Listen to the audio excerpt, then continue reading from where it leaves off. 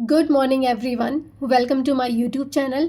पिछली क्लास में आपने देखा कि मल्ली और वल्ली अपने दादाजी के घर पे हैं। अब मल्ली और वल्ली अपने दादाजी का आशीर्वाद लेते हैं और बालन को शुभकामनाएं देकर मध्य प्रदेश के नगर भोपाल की यात्रा पर निकल पड़ते हैं। अब क्या है कि मल्ली और वल्ली ने अपने दादाजी से आशीर्वाद लिया, बालन को शुभकामनाएं दी और फिर मध्य प्रदेश के नगर भोपाल के लिए निकल पड़े। मतलब उनको कहाँ जाना था? भोपाल जाना था। भोपाल कहाँ पे है? एमपी, मध्य प्रदेश में है। रेलगाड़ी जब भोपाल पहुंचती है उस समय तीव्र धूप के कारण गर्मी बढ़ रही है। जब रेलगाड़ी भोपाल पहुंचती है तो वहाँ पे तेज़ धूप थी जिसके कारण गर्मी ज़्यादा थी। वे मौसी के घर की ओर जाते समय एक ढाबे में छाछ पीते हैं। वहाँ पे कौन रहती है? उनकी मौसी रहती है। मौसी के घर की तरफ जाते हैं तो बीच में एक ढाबा पड़ता है। वहाँ पे गर्मी की वजह से उनका छाछ पीने का मन करता है। मल्ली ढाबे की दीवार पर लटकी बड़ी सी पेंटिंग के बारे में दुकानदार से पूछता है। ये जो पेंटिंग है उसने ढाबे की दुकान पर देखी और मल्ली पूछता है दुकानदार से इस पेंटिंग के बारे में। तो दुकानदार बताता है कि चित्र में घरों में एक बड़ी मथनी से दही मथकर मक्खन प्राप्त करने की प्रक्रिया को दर्शाया गया है, जिसे मथना कहते हैं। ये क्या है? ये जो कर रही है इसको क्या बोलते हैं? मथना बोलते हैं। मथना किसको? कि जब हम दही बनाते हैं फिर दही में से जब मक्खन निकालते हैं तो ये दही में से मक्खन निकालने का ये जो प्रोसेस है ये यहाँ पे दिखाया गया है और इसको क्या बोलते हैं? मथना बोलते हैं। इस प्रक्रिया में हल्का होने के कारण मक्खन ऊपर तैरता है जबकि छाछ नीचे रह जाती है। ये जो प्रोसेस होता है इसमें जो मक्खन होता है ना उसका वेट क्या होता है? लाइट होता है, हल्का होता है, ठीक है, जिसके कारण मक्खन ऊपर आ जाता है और छाछ क्या होती है? नीचे रह जाती है। आप सभी ने ये प्रोसेस देखा होगा। जैसे आप लोग अगर कहीं सिटी में रहते हैं तब गांव में अपने नाना नानी के घर, दादा दादी के घर या कहीं और जाते हैं तो आपको ये प्रोसेस ईजिली देखने को मिल जाएगा। अब मौसी के घर पर उनका प्रवास आनंद में रहा और वे घर लौटने पर अपनी सभी यादें अपने मित्रों के साथ साझा करने के लिए उत्सुक है। मौसी के घर पे गए तो वहाँ पे भी उनका जो प्रवास है, मतलब जब तक वो रहे उनका बहुत अच्छा प्रवास वहाँ रहा। और अब वो उत्सुक थे किस लिए? कि जब वो वापस अपने घर लौटेंगे तो अपने दोस्तों के साथ में ये सभी यादें जो उन्होंने बनाई हैं, जितने भी जगह वहाँ पे वो गए हैं, वो अपने दोस्तों के साथ ये सब कुछ शेयर करना चाहते हैं। अब उनका अपनी यात्रा के अंतिम पड़ाव मेघालय की राजधानी शिलोंग पहुंचने का समय आ गया। अब लास्ट जगह जहाँ पे वो जाने वाले हैं वो है मेघालय की राजधानी शिलोंग, ठीक है। शिलोंग में कौन है? शिलोंग में अपनी बुआ के घर पहुँचते ही वे एक बढ़ई को लकड़ी का द्वार बनाते देखते हैं। लास्ट में वे शिलोंग में जाते हैं जहाँ पे उनकी बुआ रहती है और वहाँ पे एक कारपेंटर है, बढ़ई है, जो लकड़ी का दरवाज़ा बना रहा है। उसको वो लोग देखते हैं। काम करते समय उससे अचानक कुछ लोहे के कीले लकड़ी के बुरादे में गिर जाती हैं। जब बढ़ई काम कर रहा है तो उसके हाथ से कुछ कीलें जो है वो लकड़ी के बुरादे में गिर जाती हैं। अब आगे बढ़ने से पहले यहाँ पे एक क्वेश्चन है, वो देख लेते हैं। क्या आप रसोई घर में पाए जाने वाले एक उपकरण का नाम बता सकते हैं जो बिजली से चलता है और छाछ तैयार करने के लिए उपयोग में लाया जाता है? तो उसको बोल सकते हैं क्या? इलेक्ट्रिक, आजकल ब्लेंडर यूज़ हो रहा है, या फिर इलेक्ट्रिक चर्नर बोलते हैं, ठीक है। वो क्या लिखेंगे? इलेक्ट्रिक चर्नर या मथनी बोल देंगे हिंदी में, ठीक है। अब आगे देखो, यहाँ पे ये है बढ़ई। ये जो है वो बुरादा है लकड़ी का, इसके अंदर कुछ कीलें गिर गई हैं। अब बढ़ई हाथ से लोहे के कीले निकालने लगता है। बढ़ई क्या करता है? हाथ का यूज़ करता है कीले निकालने के लिए। बच्चे बढ़ई से रुकने के लिए कहते हैं। बच्चे बोलते हैं कि अंकल रुक जाओ।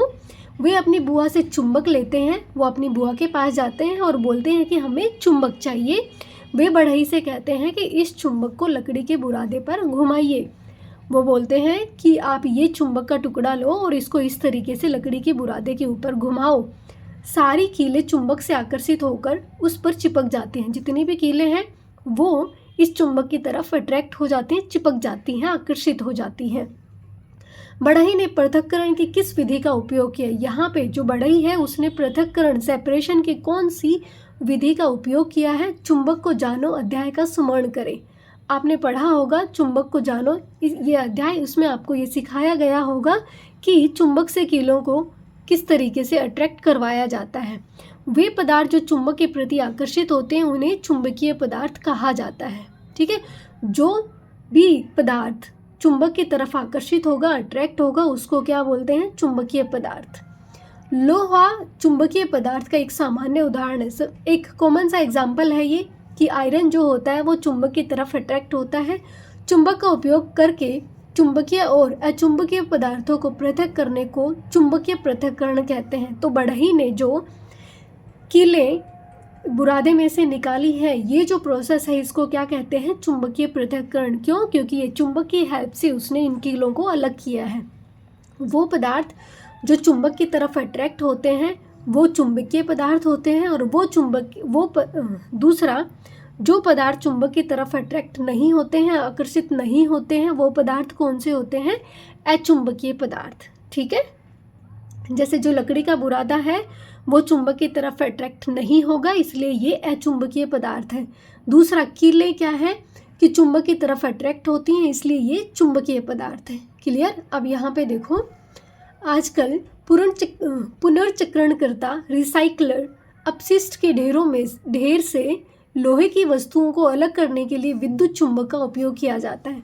यहाँ पे देखो, ये विद्युत चुंबक है। ये बहुत सारा जब कूड़ा इकट्ठा हो जाता है उसके अंदर से लोहे की चीज़ों को अलग निकालने के लिए ऐसे क्रेन से ऐसे ये बड़ी चुंबक लटकाई जाती है, जो बहुत ज़्यादा कैपेसिटी होती है इसकी अट्रैक्ट करने की। तो जितने भी अपशिष्ट पदार्थ हैं उसमें से जो भी चुंबक होगी वो इसको अपनी तरफ अट्रैक्ट कर लेगा। ये इलेक्ट्रिसिटी मैग्नेट है। ठीक है, विद्युत चुंबक है। कई उद्योगों के अपशिष्ट में प्राय अनुपयोगी लोहे की कतरनें होती हैं। मीन्स कई जो उद्योग होते हैं, जो फैक्ट्रीज होती हैं, उनका जो वेस्ट मटेरियल होता है उसमें बहुत सारी ये लोहे की चीज़ें होती हैं। इसे क्रेन में लगे चुंबक का उपयोग करके अपशिष्ट सामग्री के ढेर से अलग किया जाता है। क्रेन में एक बड़ी सी चुंबक बांध दी जाती है और उसकी हेल्प से कूड़े में से लोहे की चीज़ों को अलग किया जाता है। अनुपयोगी लोहे की कतरनों का पुनर्चक्रण करके, मतलब रिसाइकिल करके, उन्हें फिर से उपयोग में लाया जा सकता है, क्योंकि लोहा खराब तो होता नहीं है, उसको साफ करके दोबारा से आप किसी भी रूप में उसको ढाल सकते हैं। मल्ली और वल्ली की छुट्टियां आनंद में रही। मल्ली और वल्ली ने जहाँ भी अपनी छुट्टियां बिताई, उनकी जो छुट्टियां हैं वो बहुत ही खुशनुमा रही, आनंद में रही। उनकी यह मनोरंजक भारत की यात्रा उनकी स्मृतियों में स्थायी रूप से रहेगी।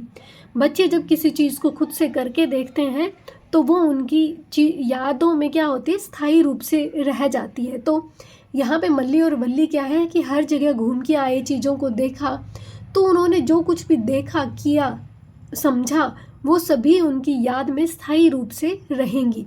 उन्होंने न केवल भारत के विभिन्न क्षेत्रों में जाने का आनंद लिया, आपने देखा होगा उन्होंने हरियाणा, एमपी, गुजरात और फिर उसके बाद में शिलोंग और इस तरीके से अलग अलग जगह पे घूमे हैं, और उन्होंने उन क्षेत्रों का आनंद लिया।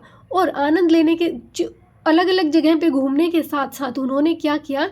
पदार्थों को पृथक करने की विभिन्न विधियों का भी ज्ञान प्राप्त किया कि चीज़ों को किस तरीके से अलग करना है, कि सोडस, ये जो लकड़ी के बुरादे में से किस तरीके से चुंबक को अलग करना है, या फिर मक्खन किस तरीके से निकाला जा रहा है। ये सब चीज़ें उन्होंने जानी, समझी और देखी। ठीक है, तो इसी तरीके से चीज़ों को अलग करने के बारे में भी उन्होंने ज्ञान प्राप्त किया। अब एक एक्टिविटी है 9.6, खेलना है। इसमें निम्नलिखित वाक्यांशों को कागज़ की छोटी पर्चियों पर लिखें।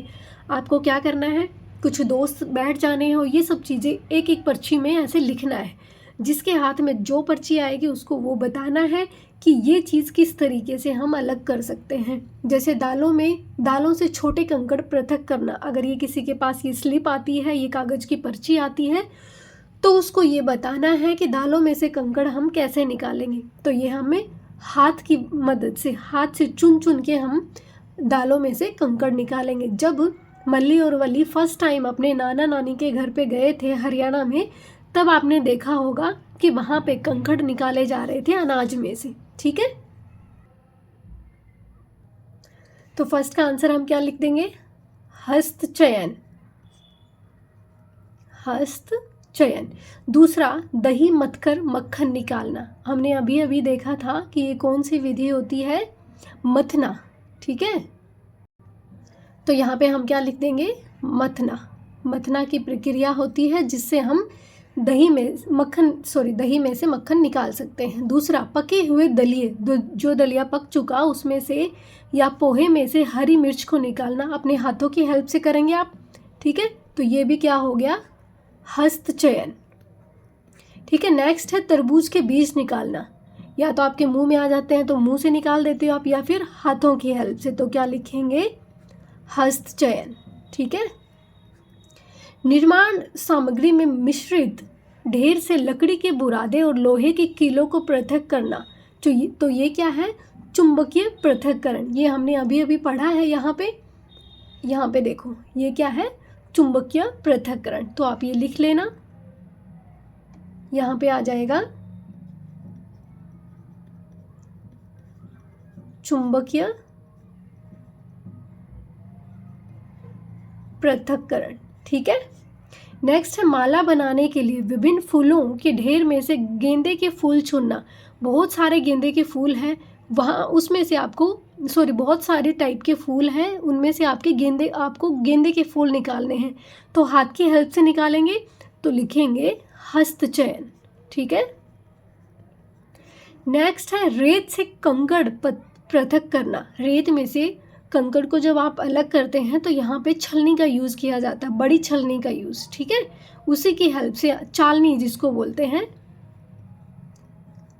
हम चालनी का यूज़ करेंगे लेकिन बड़े वाली का। ठीक है, चावल के आटे में से नारियल के टुकड़े पृथक करना। कैसे कर सकते हैं, या तो आप चालनी की हेल्प से कर सकते हैं, या फिर नारियल के टुकड़े जो हैं अगर ज़्यादा बड़े हैं और थोड़े हैं तो हम उसको हाथों की हेल्प से भी कर सकते हैं। तो ये दोनों इसमें यूज़ हो जाएंगे, चालनी भी यूज़ होगी और हस्त चयन भी यूज़ कर सकते हैं।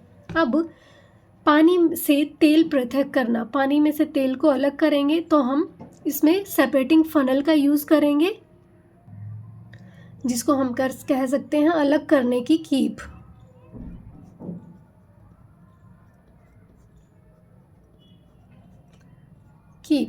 मतलब होता है सेपरेटिंग फनल।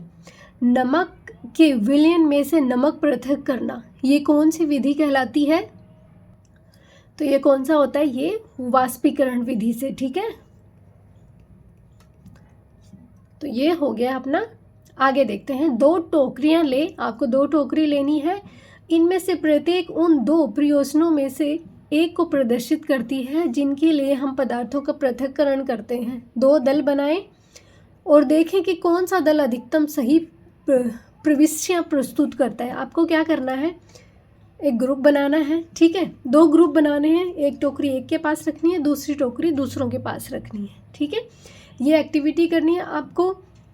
यह क्रियाकलाप आपके इस बोध का आकलन करने में सहायता करेगा कि हम पदार्थों का पृथक क्यों करते हैं। देखो, जैसे हमने यहाँ पे पढ़ा कि पर्चियों की हेल्प से आपको ये पता चले कि कौन सी पृथक्करण विधि इसमें शामिल है। तो इसी तरीके से देखो, कोई ऐसा वेस्ट लेना है जिनमें से किसी एक अनुपयोगी अवयव को हटाना है, जिसमें से एक आपको उपयोग में लाना है, दूसरा आपको उपयोग में नहीं लाना है।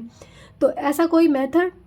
ठीक है, अब जैसे दूध आपका फट गया था, ठीक है, तो जिससे क्या करना था, दूध में से जो पानी जो निकला था उसको हम फेंक देंगे, और जो दूध का जो सॉलिड पार्ट बचा था, ठोस भाग जो था, उससे हमने क्या बना लिया, पनीर बना लिया। तो एक चीज़ इसमें रख दी, एक चीज़ हमने फेंक दी, तो इस टोकरी में आएगा। दूसरा, ऐसी चीज़ें जिसमें से हमें दोनों की दोनों चीज़ें ही यहाँ पे रखनी है, फेंकनी नहीं है। 2 भिन्न लेकिन उपयोगी अवयवों को पृथक करना।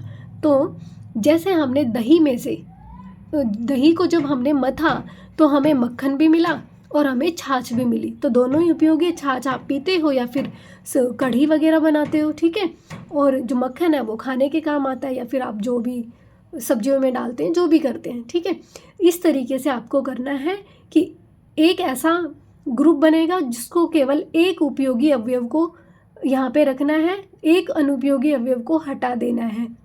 दूसरा जो ग्रुप रहेगा उसको इस तरीके का वेस्ट लेना है जिसमें कि दोनों ही चीज़ें जो उपयोगी निकलेंगी। जैसे हमने यहाँ पे दही में से मक्खन निकाला और छाछ निकाली, तो दोनों ही हमारे लिए उपयोगी है। ठीक है, यहाँ पे आप कर सकते हो जैसे कि आपकी दालों में कंकड़ पड़े हो तो कंकड़ आपने उठा के फेंक दी और दाल यहाँ पे साफ़ करके आपने रख दी।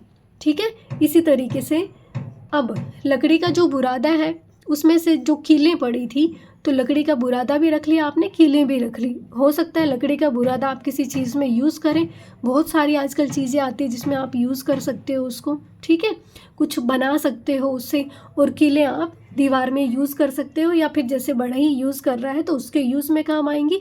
आपको इसी तरीके से कुछ एग्जाम्पल्स लिखने हैं यहाँ पे, जिससे ये पता चले कि आपको ये अलग करने की, पृथक्करण की विधियाँ समझ में आई है या नहीं आई है। ठीक है, आज की क्लास में इतना ही करेंगे, फिर हम नेक्स्ट इसके क्वेश्चन आंसर कंप्लीट कर लेंगे। आई होप आपको ठीक से समझ में आ गया हो। अगर आपको समझ में आया, अच्छा लगा हो तो अपने दोस्तों के साथ में शेयर करें, चैनल को सब्सक्राइब करें। Thank you so much.